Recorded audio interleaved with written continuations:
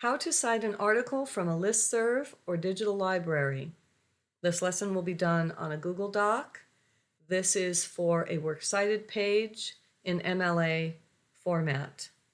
We will begin the lesson at my website. If you search for elwoodeducation.com, you will come to my site. If you type into the search bar container or works cited entries, citations, something like that, you should end up on this page. If you click on works cited pages, then you will go to another page. And if you click on containers right here, you're going to end up with a page that looks like this. This is basically the same information as is available to you in the MLA Handbook 8th edition, but I have provided additional information and support on this page for you. Okay, I'm going to move this out of your field of vision, and we will take a look at an actual page. So I have in the header Smith 8 because this is the 8th page of an essay, so the essay was 7 pages long. I'm going to start my works cited page by centering works cited. And then I'm going to move down to begin the actual citations. In order to practice, we're going to take a look at an article from SIRS Issues Researcher. This article is called Why Are We So Fat? And it was written by Kathy Newman, and it was published originally in the National Geographic. However, we, as an essay writer, we did not get this article from the National Geographic. We got the article from something called SIRS Issues Researcher. So when something is published in one particular kind of structure, and then it's published again in a different kind of structure, then we are using both the first and the second container. There are sometimes 3 containers or sometimes 4 containers on a citation. But let's take a look first at the beginning part of this. So we're in the container that asks me for the author's name followed by a period, the source in quotation marks followed by a period. And here's a bunch of options that you might want to consider. The options that follow each element are not exhaustive, they're just the most common. So let's start our citation with the author's name, which is Kathy Newman. So let's move this up and this bottom piece up so we can see more of the items. So we're going to type Newman here.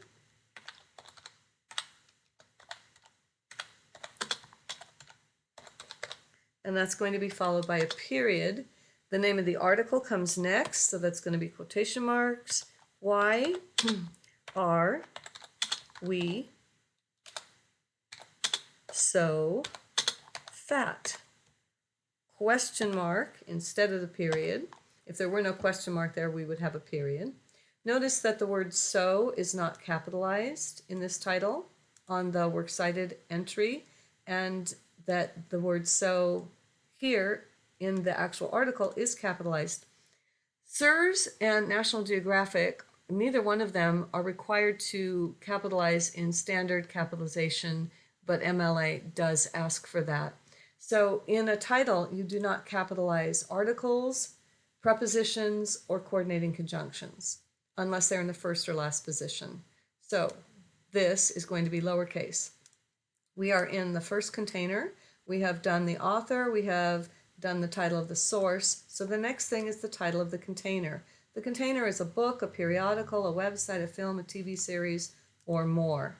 The container in this particular citation, the container is the National Geographic. We're in the first container. So we want to know, where was it published first? It was published secondly in SIRS Issues Researcher, but it was published first in the National Geographic. So I'm going to type National Geographic here.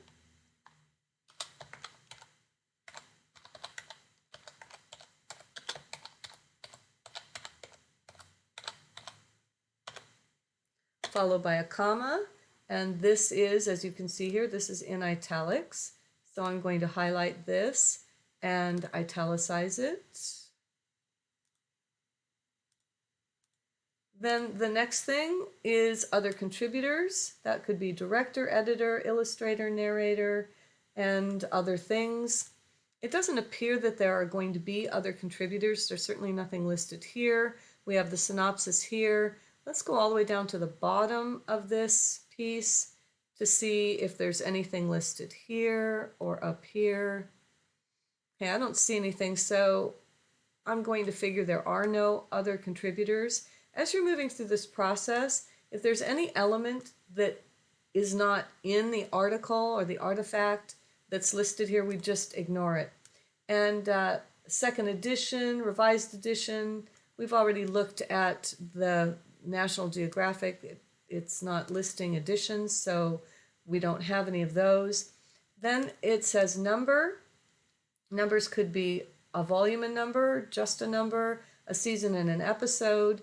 And I do remember that we saw something that looked like that. So let's take a look at what's here. Now we've got a volume number and a number, and they're capitalized. The V and the N over here are capitalized, but notice in the MLA container page, it's not. So we're going to follow the lowercase choice, not the capital choice. So it's going to be lowercase VOL period 206, comma, NO lowercase 2 and a comma. All right, now don't be tempted to let this follow this, because that's not how MLA is asking us to do it. We have to follow the MLA container page. So after number, then we have publisher. So the publisher is going to be, either it's going to be listed as a publisher or it's going to be the copyright. So let's take a look at the copyright here. The copyright is National Geographic Society. We do not want to include the year or the symbol or the word copyright. It's just National Geographic Society. So I'm going to add that here.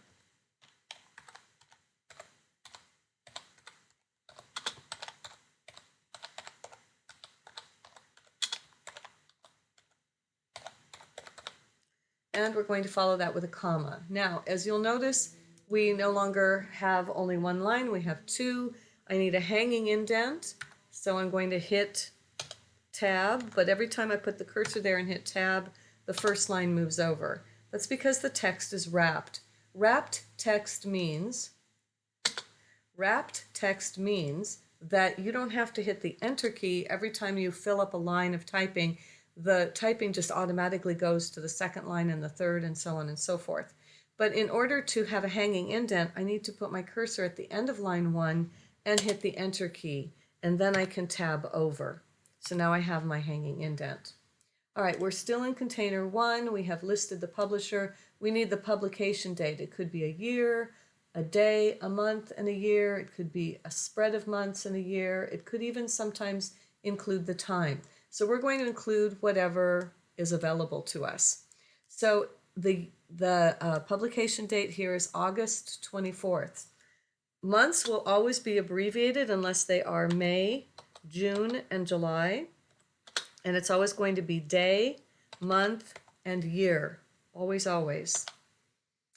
When we have all that information. Okay, we got the publication date. Now the location, if this is something in hard copy, which it originally was, if this is something in hard copy, we're going to have a page number or a page spread like this. If this came from a website, we would have a URL or DOI. If this is something else that I'm putting in my computer to play it, it could be disk 3. It could also be an actual physical location like Museum of Modern Art in New York. Here we have page numbers. So the page numbers are listed right here, PP 47 to 61. So make sure that you don't end up with a capital P there. It should be 2 lowercase p's. And at this point, we are at the location, there's going to be a period here. Now, if this was where we got the article in the National Geographic, we'd be finished here. There's no access date you would put here because it's a hard copy publication, so we don't need that information. But we didn't get this article from National Geographic. We actually got it from, let's go back here, we got it from CIRS, Issues Researcher. So now we're going to take a look at the second container. The second container is all of this information. We're going to start with the title of the container in italics, followed by a comma. The title of this container is CIRS Issues Researcher. So after that ending period, that's what we're going to type here. CIRS Issues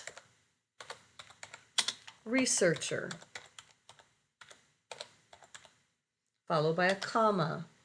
Now, if you will pay attention to the top of container 2, this is also in italics. So I'm going to highlight just the name of the container, not the comma, and I'm going to italicize it.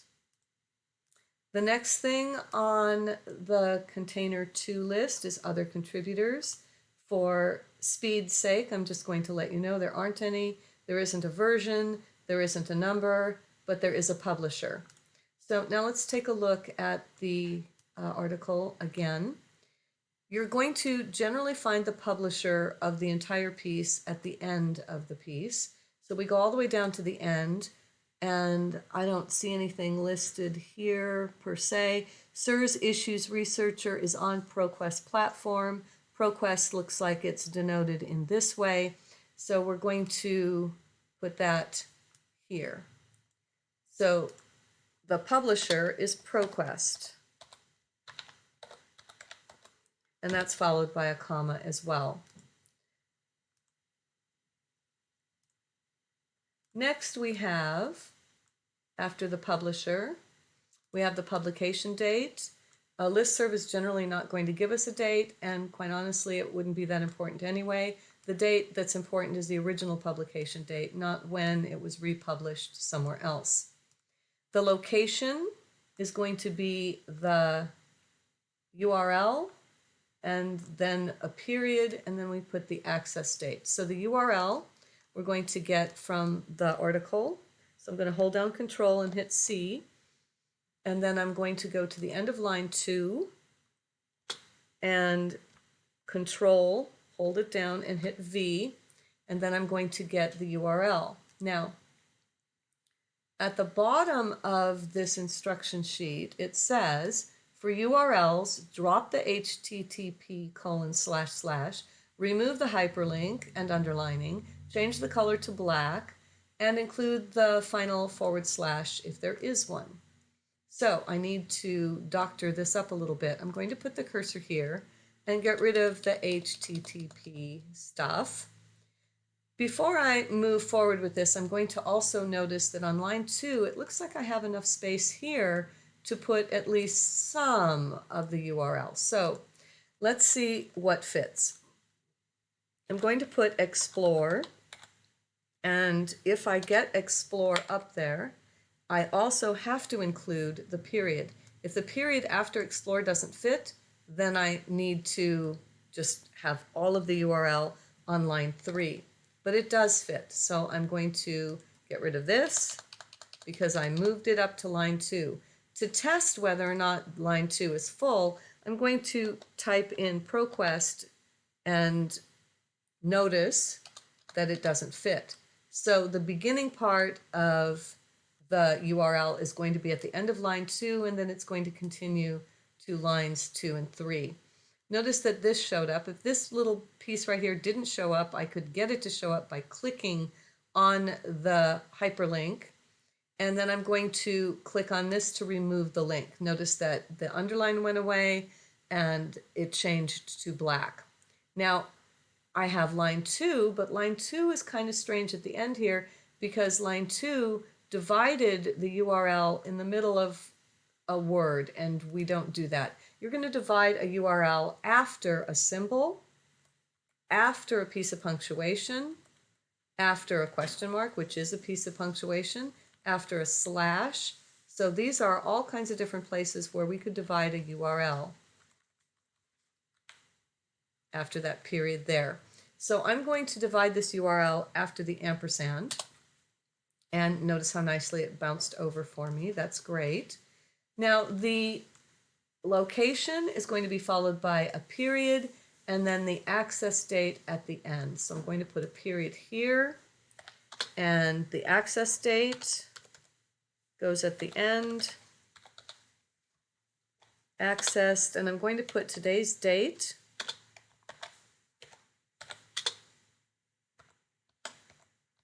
and a period at the end.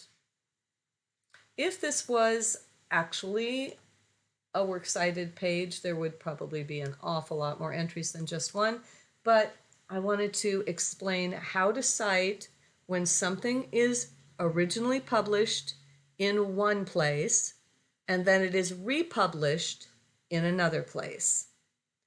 I hope this was helpful to you. Thank you for viewing.